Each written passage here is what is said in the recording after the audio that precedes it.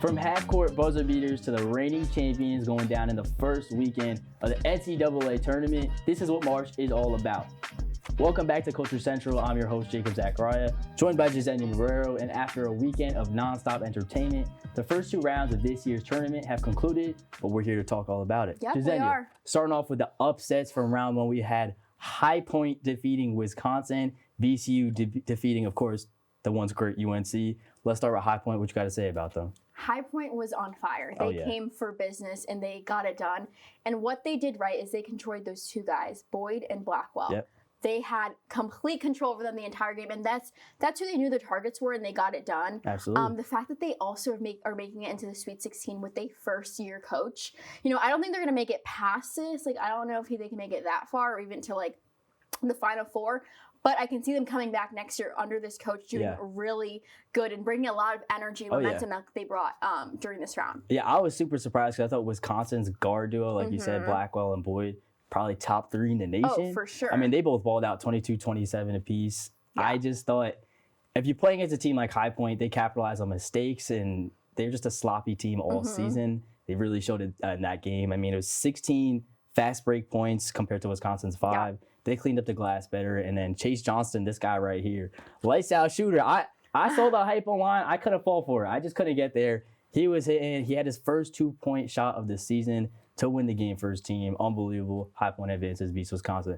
Moving on to the other side, VCU, UNC. What a game that was. What a game. VCU, like we said, this is March, though. This is March. Oh, yeah. I'm surprised, but I'm not even that surprised because everyone wants a Cinderella story. Of course. And they won in overtime 19 points. Yeah. They got it done. What an exciting game to watch. What an exciting game to watch. It honestly was great to just kick off March Madness with something like this. But North Carolina, they're such a good school. They're such a good team. They're known for basketball. Yeah. So it was a little heartbreaking for me to see that. Not a fan or anything like that, but because they're so elite in this. And I saw this online, that this is the first time that they lost in that much of a lead in the NCAA tournament. Oh, definitely. So it's huge for them. But once again, like I said, this is what March is about. What do you think, Jacob? Yeah, I thought it was quite surprising. I mean, coming into this game, I thought VCU has a chance because they play a very physical game. Yeah. I think they're going to beat UNC. Absolutely not. But I saw at the beginning of this game, in the pregame, Hubert Davis came onto the sidelines, and he was fired up. I've never seen Huey like that in my life. He was putting himself on the court, coaching them guys up. So I kind of felt confident in this team. They came out, and they were running the pick and roll with Vasar. Oh, my God, he was killing them. He had 15. They were up 13-point lead, I think, at that point or something like that. Killed them the first half. VCU had 0 answers. Second half, they come out, and VCU was just shooting lights out. Lights out. Where was UNC's defense? Yeah, they disappeared. 62% from the field in the second half.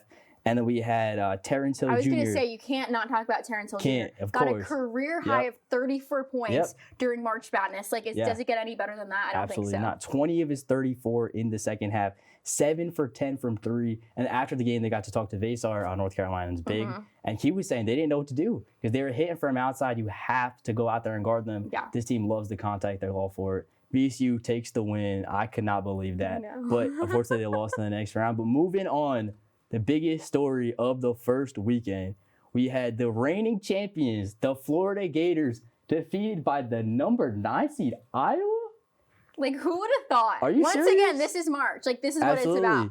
Who would have thought that they would be out so early? Yeah. I mean, I thought coming into this game, they played a terrific game against Clemson, of course. But I thought Bennett Sturts would have to have a phenomenal game for them to win this. He shot 0 for 9 from 3, and they still won this game. I think his gravitational pull on that court is just ridiculous. Whole defense flying at him. The way he uses those ball screens and the way he navigates and finds his teammates is just so skilled. It's unheard of. I think he's going to be a great player in the league. So, I mean, you see why he does that. The role players in this game absolutely stepped up. They killed it. Yeah. Fulgaris had that big shot at the end of the game. He was the hero. Their big was Banks was definitely the hero of this game for me. He had 20 points.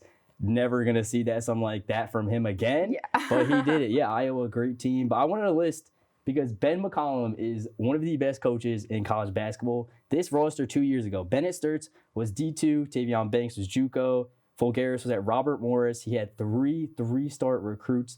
The Ben McCollum effect is real. He's here. March is here. I think for UNC, we just talked about them a little bit. Go get this guy. He's right there. It's going to be hard to pry him out, but I mean, he's certainly a dog.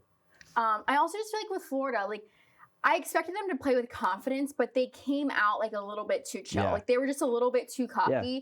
And you can't play like that right now. No like way. It's just not the time to just like think you got it all because you won the Natty last year and it's just Iowa and they're not as high ranked, because look what just happened. Oh, yeah. And Alex Codon literally said that those last 2 minutes, like it was just unbelievable. And like I'm happy that he was aware and like took accountability for his team. He said like they didn't play to their capabilities and they didn't. Oh yeah, no way. Yeah. And that's what costed them. And that's what's going to cost these teams. Because they think like they're just like so much better, and then we get these huge upsets. Yeah. Another thing is, do you see all the Xavier Lee discourse online saying how he's a horrible player, he's too short, stuff like that? He played a great game, 17 points or 12 points off the bench. I know he's the starter, but he balled out, hit a game. Boogie Flain is the guy that I think deserves all the criticism in the world. Only 7 points, unbelievable defender, but he just can't put it together. Start. Oh yeah, such a slow start. Yeah. They came back from it, but it was just too late because Iowa was already hitting their shots. Exactly. They were on a roll. Oh yeah, and then moving on. We're going to talk about our favorite game or favorite team from the tournament so far. Jezenia, what you got for us? I'm going to go the Tennessee game against Virginia. Oh, yeah. It was just so good. I was actually at work watching it. Oh, yeah? And I was just passing the bar, and I was like, oh, my gosh, it's getting so close. And it's like the last couple seconds, and they're tied.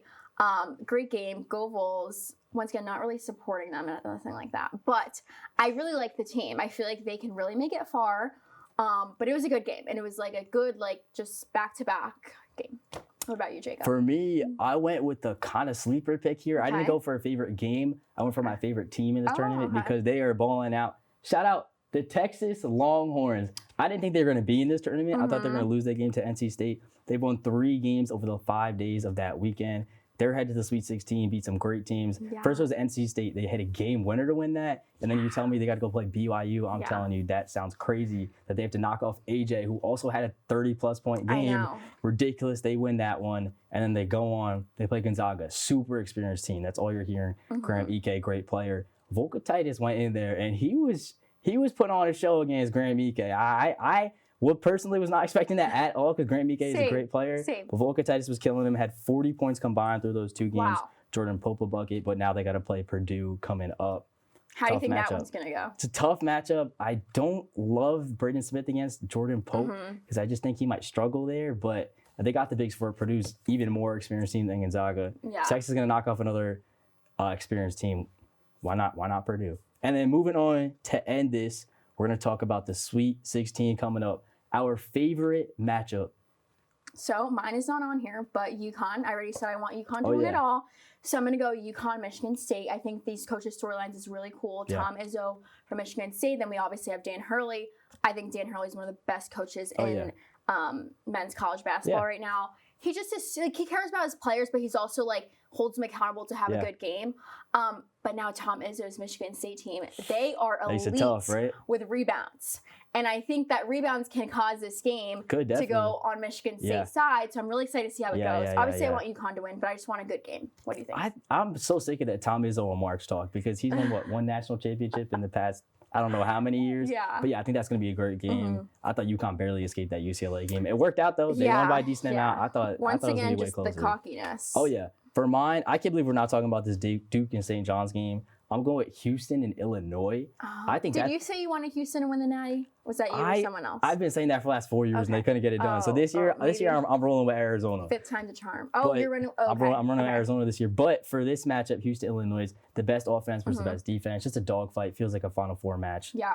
I'm all for it. Shout out Arizona. I think they're going to win it this year. I'm so excited. I'm so hyped. Oh, yeah. But that's all we have for this edition of Culture Central Sports. We had an unbelievable first 2 rounds of the tournament. And yes, after all this, I'm still stressing out over my bracket that has aged absolutely horribly. I didn't even do one. Is that crazy? Lucky you. I didn't have time Don't for stress. the stress. Save the stress. Save the stress. That's what I'm saying. But I hope this March has been kind to your brackets. And make sure to like and subscribe for more content like this.